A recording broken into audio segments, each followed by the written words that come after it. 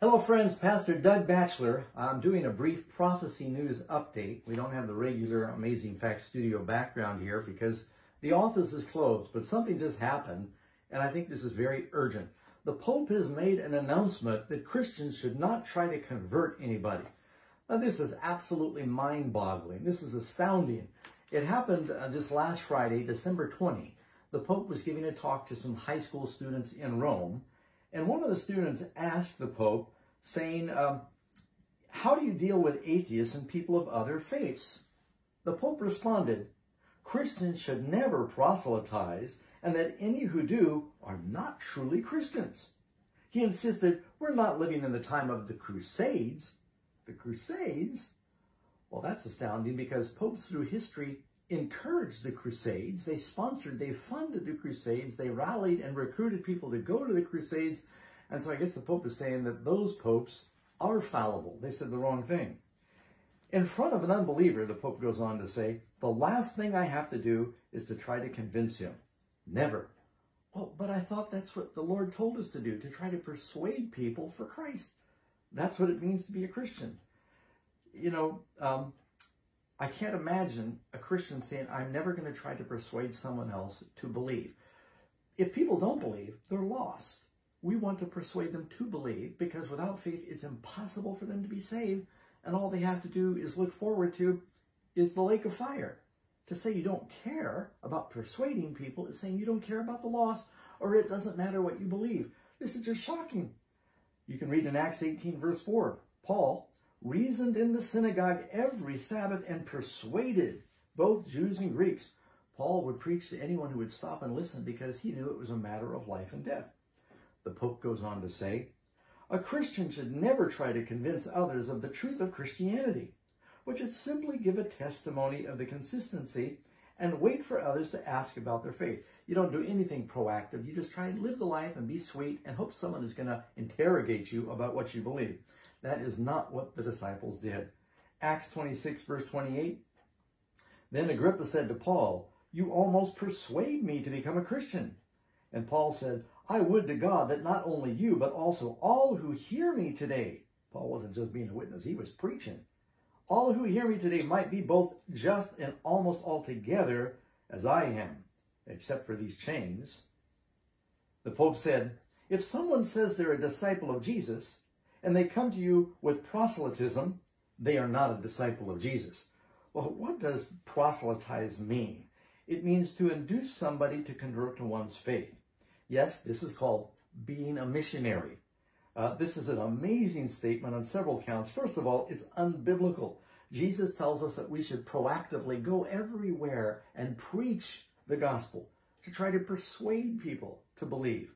Mark 16, verse 15, at the end of Mark's gospel, go into all the world and preach the gospel to every creature. He who believes and is baptized will be saved. He who does not believe will be condemned. They're lost.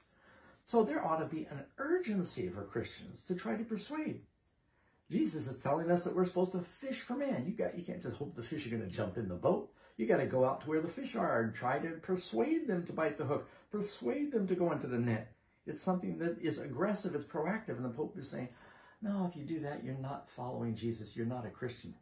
I'm sure that Catholics around the world are absolutely stunned by this, because through history, hundreds of thousands of Catholics have gone out as missionaries, priests, and convents to persuade. And granted, a lot of their methods were not good. Sometimes they used force, and that's not appropriate. Not all did. Some were doing it through ministry.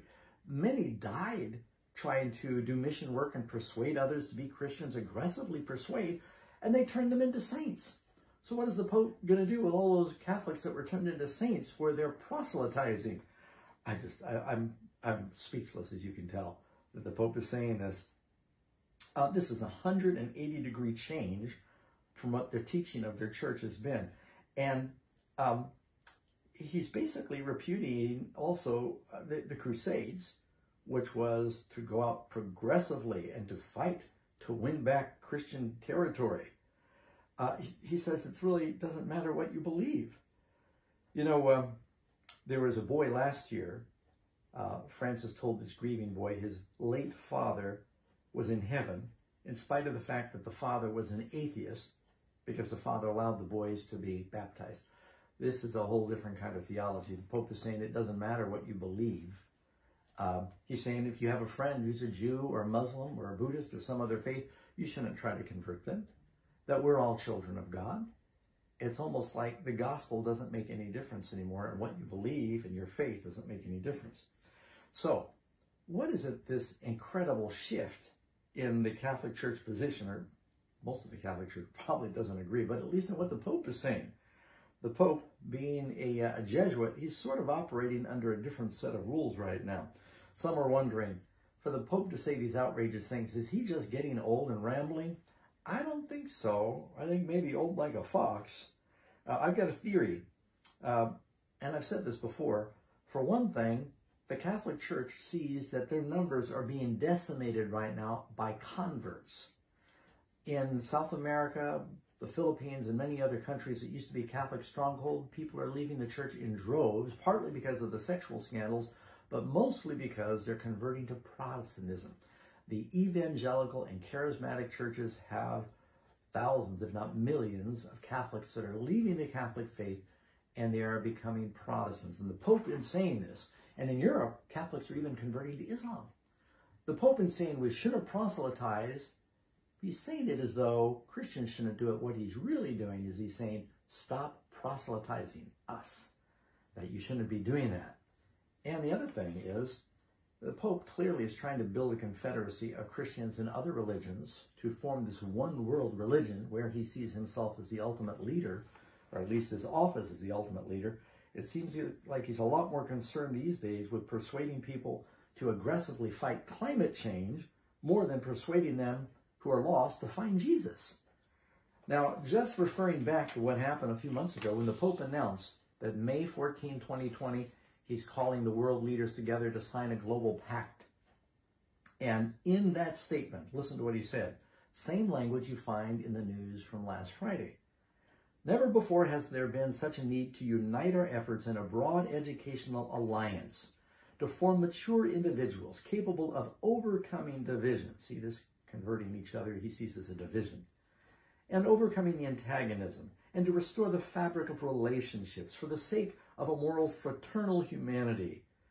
Pope Francis wrote in a message announcing the initiative, inviting people from the world to come and sign this global pact that is really all about climate change.